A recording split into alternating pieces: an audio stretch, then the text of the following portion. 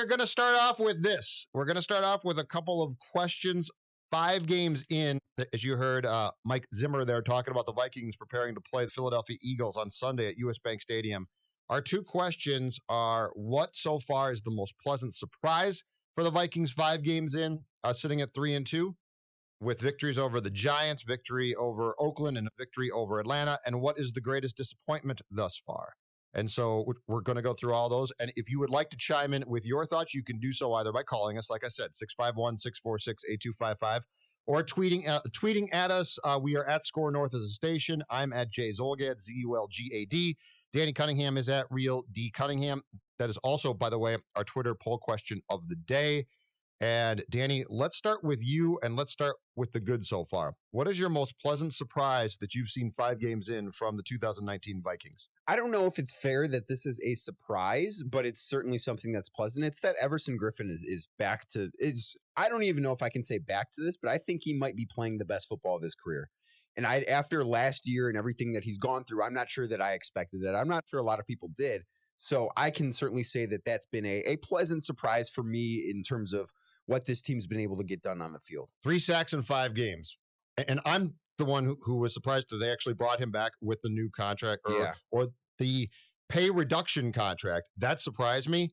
He has been so far fantastic. And I really thought that after the personal problems and all he went through in 2018, that this was probably done. He's been great. You're right. And it's not always just the sack numbers that you have to look at. The amount of just pure disruption that he's been able to cause for the opposition has been something that's really been impressive. I don't know if his sack number is going to be a career high for him or whatever at the end of the season, but I do think that this is his best 5-game stretch to start a year that we've seen. Manny? I think the biggest pleasant surprise for me is, I mean, we knew this guy was going to be a factor, and we knew that he was good and just needed him to stay healthy, but just how good Dalvin Cook has been. I mean, he's been one of the top 2 or 3 running backs in the NFL when you just look at the production and the screen game that they utilized on Sunday against the Giants, albeit against a terrible defense. But, you know, I think with what we've seen from Dalvin Cook now, this is, I think, what we were hoping to see, but I was still sort of not sure because is he going to stay healthy? And he's had the injury problems the first 2 years of his career, but he's been healthy. He's got burst. He's making people miss. He's been unbelievable and by far and away their best offensive player in these first 5 games. 5 games in now. What should our confidence be that he's not going to miss time? It's 5 games in. They play 16, and this is a brutal sport. But do you have more confidence that he's actually going to be on the field? Heck, let's say for 14 games. Let's say he gets dinged up or something.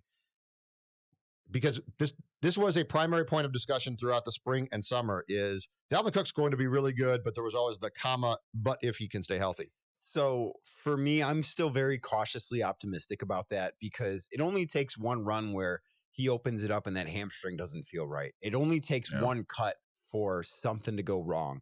So with a guy that has that injury history and a guy that is as explosive and dynamic, when you are those things, it's a little easier for your soft tissue muscles to be injured like that because you're just such a finely tuned machine of a human being, essentially, where if one thing goes wrong, it's really hard to fix it. You have to think of him like a human version of a Ferrari, where if one thing goes wrong, it's really hard to fix.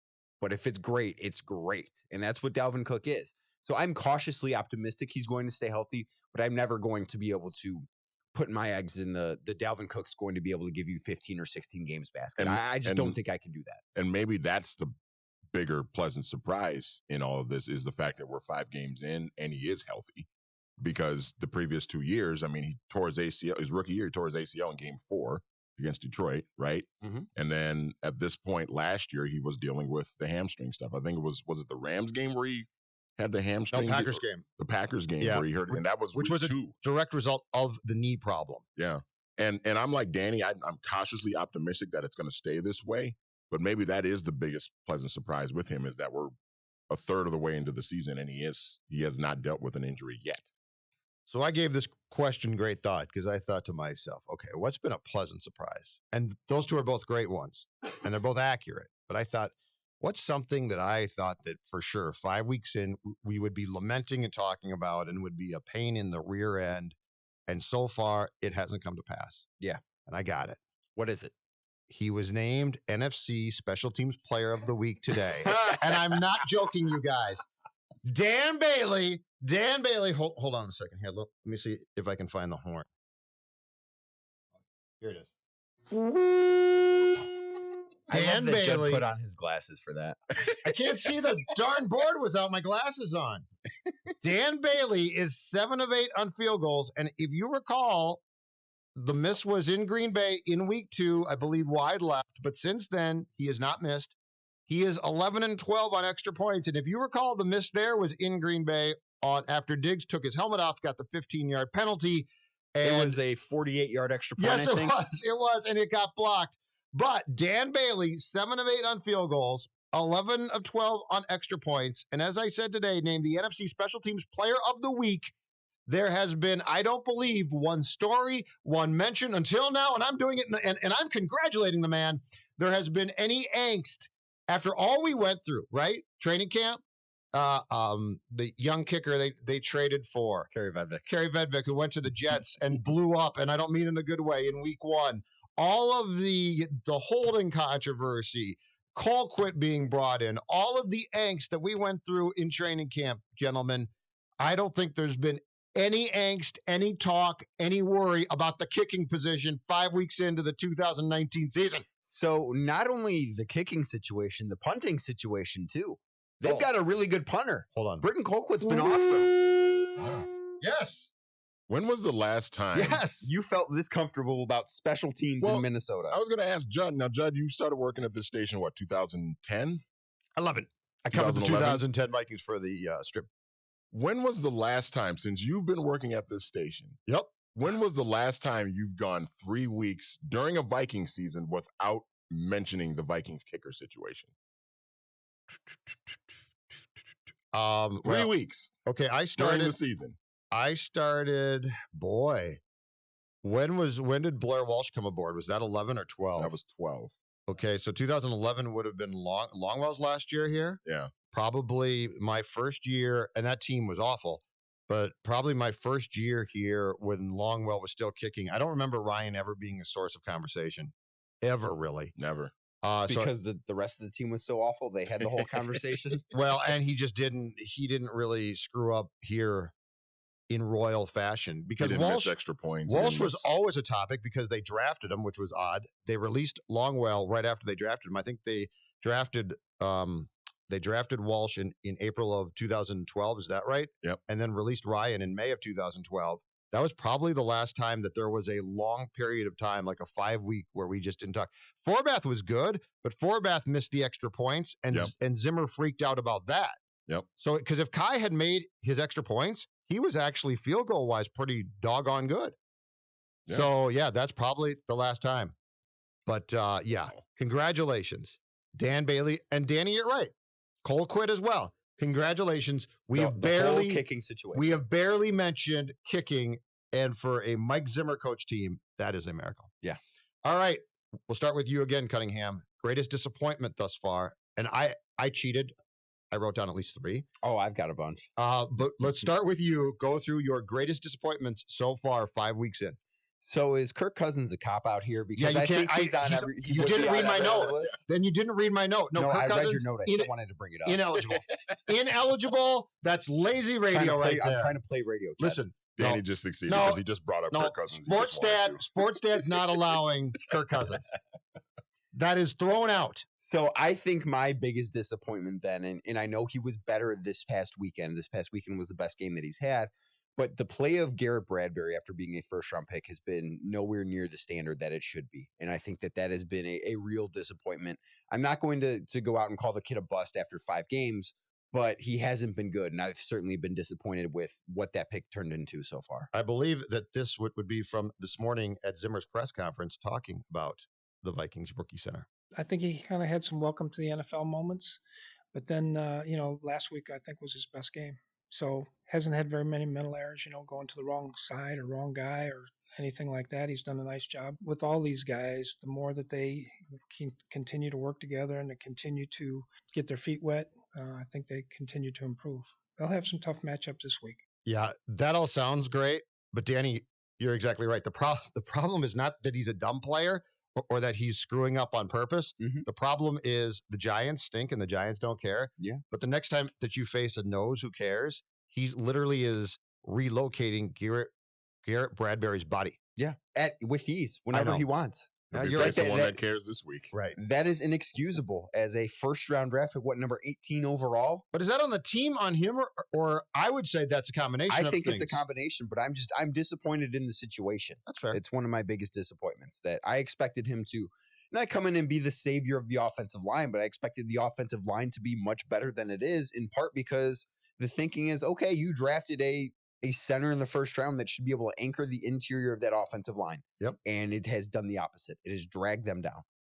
What's your second one, just out of curiosity? Let's get around the room. I don't want to steal other people's. You're going to go. Oh, all right. Okay. Let's Manny, get around the room. Manny, go ahead. My biggest disappointment actually is, and I don't know if you can call it, I don't know if you can blame him for this. You can blame the offensive coordinator or the quarterback or whatever, but it's been the usage of Kyle Rudolph. Yeah, it was on my list. I mean, how much during the offseason did we all talk about, okay, are the Vikings going to bring him back? What's the plan here? Are they going to work out a new deal with him? What's going to happen? Right.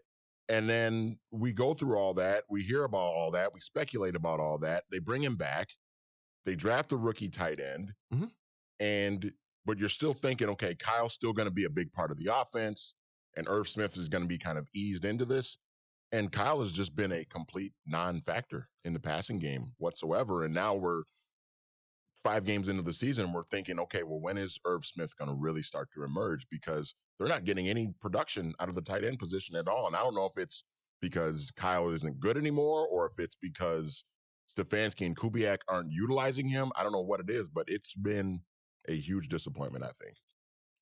In the first 5 games last year, to your point, Manny Hill, Kyle Rudolph had 23 catches for 229 yards and 2 touchdowns. Wow. In the first 5 games of 2019, the same player, 6 catches as opposed to 23, 36 yards as opposed to 229, and no touchdowns. 8 targets. Yeah. Well, it's the Giants game to me is a frightening thing because the Giants, I'll go back to it, that defense stinks. It's awful. And in the Giants game, your 2 primary tight ends, Irv Smith Jr.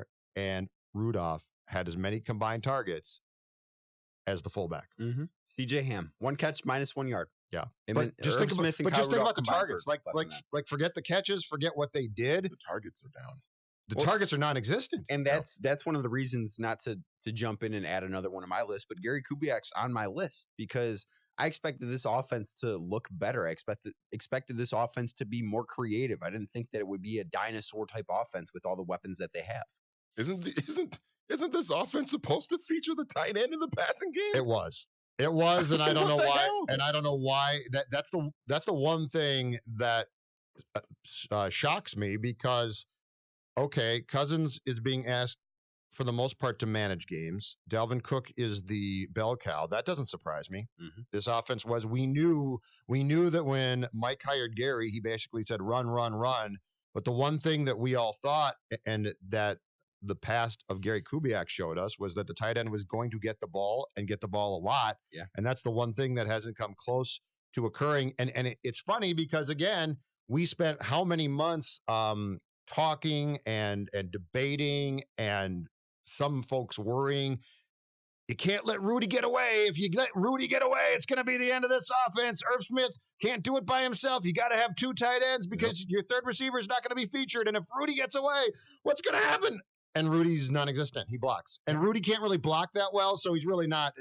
He's not useful. Yeah, so for all Mike's saying, well, he's doing a great job blocking, the guy's forte is catching the football, and he basically is not being asked to catch the football. All right, mine. I'm going with a game. Now, I've got 3, but I'm going with I've got a game on mine. I have a game on mine, too. I'll go with mine. We'll talk about that and then come back and go through the rest of our disappointment list. And it's amazing. This team is 3-2, and yet there are more disappointments than accomplishments for sure. Well, I Or couldn't good? really find a good disappointment, or a good disappointment's an oxymoron. I couldn't really find Oh no, it's not in my world. I couldn't find one of those on the defensive side of the ball. So that does say Oh, something. I got you. Oh, I have one. I have one on the defensive side of the ball. All right. So here's mine. To cap off round 1, Minnesota Vikings 2019, biggest disappointment so far. It's a game that's going to bite them in the ass until this season comes to an end. Week 2 in Green Bay. Oh, that wasn't mine. We're good. Week 2 in Green Bay. Mine's the other loss. Okay, the other loss. But the other loss is a bad loss, but it wasn't presented to them. Like there were opportunities. If the quarterback hits Thielen on the long pass, which he should have, that game's tied at 7, and you could say the game would have gone differently. But week 2 in Green Bay, you give up 21. And then the Packers are like, oh, okay, we're just done here. We're going home. So just score touchdowns. And you're at the 8. I will hammer this point. I don't care if Vikings fans don't like this or not. I will hammer this home until this year is done. You are first and goal at the Green Bay 8. You are running the ball. Dalvin Cook is your star that day. He's having a phenomenal day. You have to give Dalvin Cook. You have to get the ball in his hands. Yep. Screen pass, run. I don't care what you do. Throw it backwards and have him come forwards. Don't care how you get it to him. And you say, and it's at that point that you decide as a play caller, Stefanski, Kubiak, to empower Kirk and say, all right, you know what we're going to do? We're going to throw the ball, and we're going to throw the ball, and you're just going to try and hit Stephon Diggs, okay? Like, what are you thinking? This game's going to bite you in the butt until the season's done. We will be, if they don't make the playoffs and it doesn't completely fall apart. So let's just say they don't make the playoffs and it's another 8-7-1 deal or something, right? So it's close. We will be talking about that game because that game was served to you by the Packers on a platter. Yes. On a platter. Chicago is not.